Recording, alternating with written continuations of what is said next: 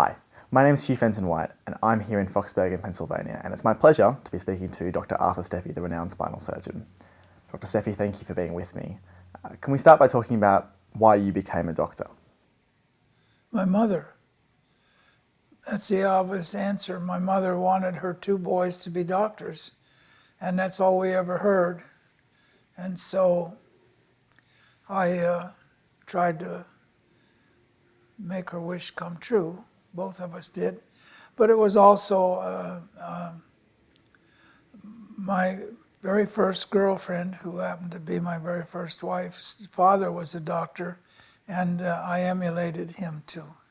He was a very fine man, and I thought, well, if I could be like him, that would be nice. And so I tried that too. And that's how I got there. I never wanted to do anything other than that. Although in retrospect, I've often wished that I had been in something else as well, like architecture or building or something like that. So as a doctor, why did you then choose orthopedics as a subspecialty? The first operation I ever watched in my father-in-law do was a rush pin in a broken arm. And that's when Leslie Rush invented the pins during World War II, and my first father-in-law was a general surgeon in charge of Allied surgery in Reykjavik, Iceland for the entire World War II. And that's where he learned how to do orthopedics, because most of the care was not for the common cold, but for war injuries and broken arms and this, that, and everything else. And so I watched that and became enamored by, it was mechanical, doing something, not just pushing pills. It was actually doing something. And I liked that. And so I never had any interest in anything else other than orthopedics. So now that you're an orthopedic surgeon, what led you to specialise further in hand surgery? Well, after I had got into orthopedics and did my residency, during my residency, I developed a whole series of finger joints because there weren't any good finger joints on the market. There was a little metal hinge designed by Adrian Flatt at the University of Iowa, but they didn't work at all. And I thought there must be something better than that. And so I designed what I called the pop knuckle joint. It was a plastic socket molded onto a metal stem, and then a round ball on the other side that would snap together and allow the same motion that you get in a finger joint, in the knuckle joint. And I worked at that while I was a resident, and actually went to the Delta Primate Center in New Orleans to put them in chimpanzee hands, because I thought, oh, they look just like human hands. What I was not aware of is that they walk on their hands often just like four-legged animals. And although I did quite a number of them in chimpanzees, I never got any good results because a bout of dysentery got into their colony and killed them all before my experiment got finished. But at least I could see that they did work for the bit of time they were in. It was while I was in New Orleans doing that I got to learn about Dr. Dan Reardon, and I went to see him and asked him if I could spend some time with him, and so I did a fellowship with Dan Reardon in 1967. And it was during this time as a hand surgeon that led you to start tinkering with implants? My original finger joints were molded with Teflon, and then they would machine out the inside of it to make the socket. And I had heard that John Charney was having terrible problems with his total hip replacements because they were made with a Teflon socket. And what it was that when you machined the inside of a Teflon, it made little whiskers of material there that wore off by abrasion of the femoral head in the socket. and those little pieces of Teflon caused a foreign body reaction that looked exactly like an infected hip. Although it wasn't infected, it was a foreign body reaction. I wrote to John Charnley, and John Charnley told me that he was switching from Teflon to RCH 1000, which is high-density polyethylene. So the only place to get it was a company in Stuttgart, Germany. So we went to Stuttgart, Germany, and got some. They said, however, you couldn't mold this stuff. You had to get a big block of it and machine it or do something. I forget what it was. But my plastics man said, oh, yes, we can mold it. So we started molding high-density polyethylene for the finger joints. That was actually the first high-density polyethylene used in this country. I went then to DePuy and Zimmer Company to get them to carry the finger joints, and it was then that they found out, oh, you can mold this because they're doing it. And then that started the molding of all Teflon or high-density polyethylene pieces for joint replacement.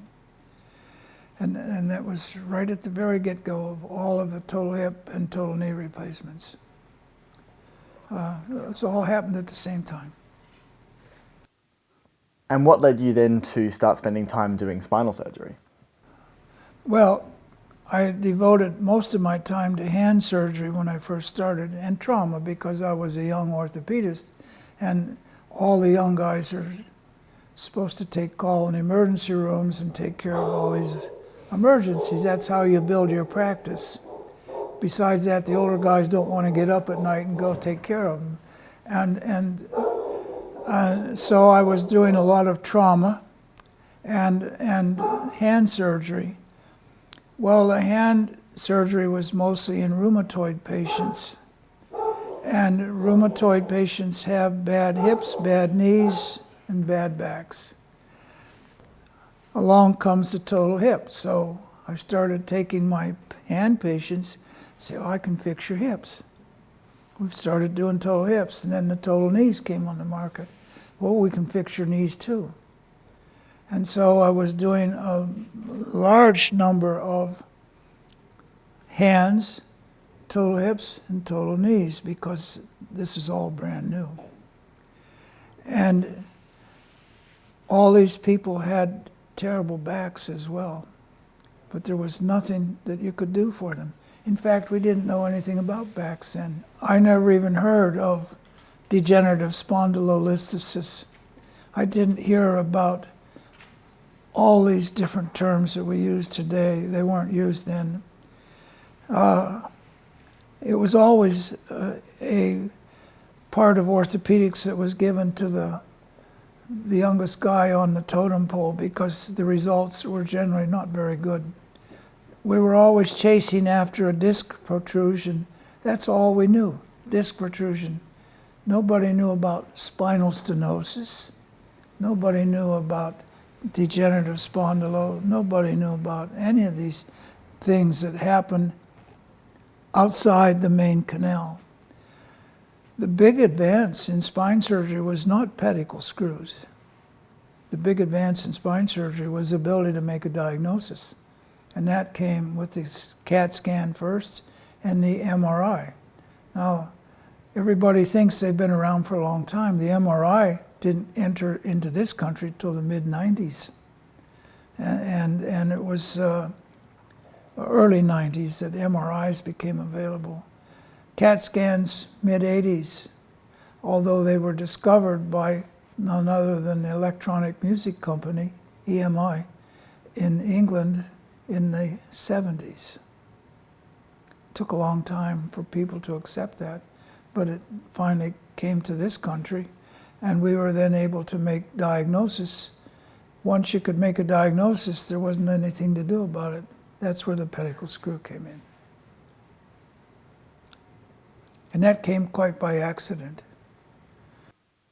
And when would you say that you were now a spinal specialist? What kind of time was that? When did I first start doing spine? Well, I always did a little dabble here and there, taking out a disc or something like that, but I didn't really start doing much spine work till the early 80s, about 1980, maybe 79 or 80. When you started performing spine surgery, how would you describe the attitude towards spinal surgery at the time? There were no training programs in adult spine surgery. The only postgraduate programs in spine surgery were for scoliosis, and that was pediatric orthopedics. It had its hub, as you were talking about last night, in Minneapolis, Minnesota, and with people like John Moe, and there were a few others. Paul Harrington in Houston, Texas, was big in scoliosis. Eduardo Lucchi was doing scoliosis with his sublaminar wires around rods and things like that, but doing anything for adults was next to nothing. And the only thing that anybody ever looked for was a protruded disc. And they would try everything they knew, and mostly it was a myelogram, which shows you a deformity of the canal, but nothing out in the foramen or shifting of anything. It didn't show anything. Many times you would see a deformity on a myelogram and say, oh, that's due to a disc protrusion. You get in there and you tear the whole spine apart looking for the disc. Never found the disc protrusion, but the patient got better. We were decompressing the spine and not even knowing what we were doing. That's how bad it was. And it was total ignorance of the mechanics of the spine.